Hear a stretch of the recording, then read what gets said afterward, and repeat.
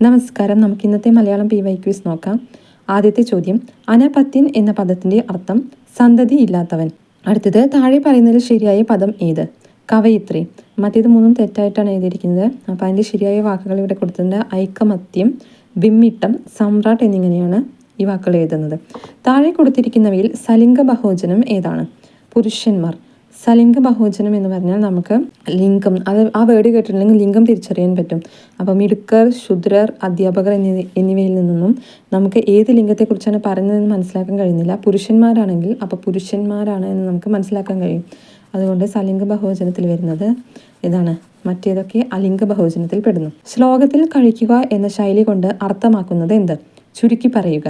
ചുരുക്കി പറയുന്നതിനെയാണ് ശ്ലോകത്തിൽ കഴിക്കുക എന്ന് പറയുന്നത്. പിഞ്ഞാണ വർണ്ണം ശരിയായി വിഗ്രഹിച്ചെഴുതുന്നത് എങ്ങനെ?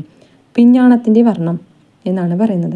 പുട്ട് ഔട്ട് എന്ന ശൈലിയുടെ അർത്ഥം എന്ത്? അണയ്ക്കുക. പുട്ട് ഔട്ട് എന്നാൽ അണയ്ക്കുക, അതായത് തീ കെടുത്തുക എന്നാണ് പുട്ട് ഔട്ട് എന്നതുകൊണ്ട് ഉദ്ദേശിക്കുന്നത്. താഴെ കൊടുത്തിരിക്കുന്നവരിൽ ദ്രൗണി ആര്? ദ്രൗണി എന്ന് പറഞ്ഞാൽ ദ്രോണന്റെ പുത്രൻ. അപ്പോൾ ദ്രോണന്റെ പുത്രൻ അശ്വത്ഥാമാവാണ്. ചിന്മുദ്ര എന്ന പദം ശരിയായി പിരിച്ചെഴുതിയത് എങ്ങനെ? ചിത് പ്ലസ് മുദ്ര. ഓപ്ഷൻ സി ആണ് ഉത്തരം. അടുത്തത്, കേരള പാണിനി എന്ന അപരനാമത്തിൽ അറിയപ്പെടുന്നത് AR രാജരാജവർമ്മയാണ് കേരള പാണിനി എന്നറിയപ്പെടുന്നത്. താഴെ കൊടുത്തിരിക്കുന്നവയിൽ അക്ഷരത്തെറ്റുള്ള വാക്കിയത്. ഇതിൽ വിശ്വസ്തനാണ് തെറ്റ്. വിശ്വസ്തൻ്റെ ഇതല്ല, വിശ്വസ്തൻ എന്ന് ശരിയായി എഴുതുന്നത് ഇങ്ങനെയാണ്. അടുത്തത്, താഴെ പറയുന്നവയിൽ ശരിയായ വാക്യപ്രയോഗം ഏത്? ഓപ്ഷൻ സി ആണ് ഉത്തരം. കുട്ടികൾക്ക് പഠിക്കുന്നതിനും കളിക്കുന്നതിനുമുള്ള അവസരങ്ങൾ നൽകേണ്ടതാണ്. മറ്റേതിലെല്ലാം ഗ്രാമർ മിസ്റ്റേക്ക് വരുന്നുണ്ട്. താഴെ പറയുന്നവയിൽ പൂജക ബഹുവചനത്തിന് ഉദാഹരണം ഏത്? ഓപ്ഷൻ എ ആണ് ഉത്തരം. സ്വാമികൾ. നമ്മൾ ബഹുമാനം പൂർവ്വം ഒരാളെ സംബോധന ചെയ്യുന്നതിനെയാണ് പൂജക ബഹുവചനം എന്ന് പറയുന്നത്. വേദത്തെ സംബന്ധിച്ച് ശരിയായ ഒറ്റപ്പദം ഏത്? വൈദികം. വേദത്തെ സംബന്ധിച്ചത് വൈദികം.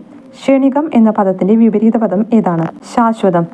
താഴെ പറയുന്നവയിൽ നിലാവ് എന്ന പദത്തിന്റെ ശരിയായ പര്യായ പദങ്ങൾ ഏവ? നിലാവിന്റെ പര്യായമായി വരുന്നത് ചന്ദ്രിക, കൗമുദി എന്നിവയാണ്.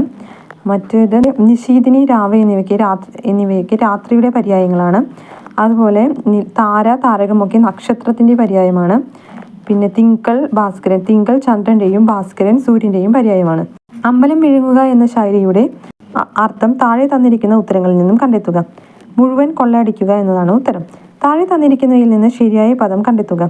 ഭഗവത്ഗീത. ഓപ്ഷൻ സി ആണ് ഉത്തരം. വിണ്ടലം. ശരിയായ രീതിയിൽ പദം പിരിച്ചെഴുതുന്നത് എങ്ങനെയാണ്? വിൻ പ്ലസ് തലമാണ് വിണ്ടലം. ഇവിടെ ആദേശസന്ധിയാണ്, അതായത് രണ്ട് വർണ്ണങ്ങൾ കൂടി ചേരുമ്പോൾ ഒരു വർണ്ണം പോവുകയും മറ്റൊന്ന് വരികയും ചെയ്യുന്നു. ഇവിടെ ഇൺ പോയി ഇണ്ടാ വന്നിട്ടാണ് വിണ്ടലമാവുന്നത്.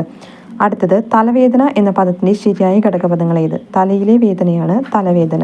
ചന്ദനം എന്ന വാക്കിന് സമാനമായ പദം ഏത്? ഉത്തരം മാലേയം. കാഞ്ചനം, ഗോരോചനം എന്നിവയ്ക്ക് സ്വർണത്തിന്റെ പര്യായങ്ങളാണ്. കൊടീരം, കിരീടം എന്നർത്ഥം വരുന്നു. Okay, thank you.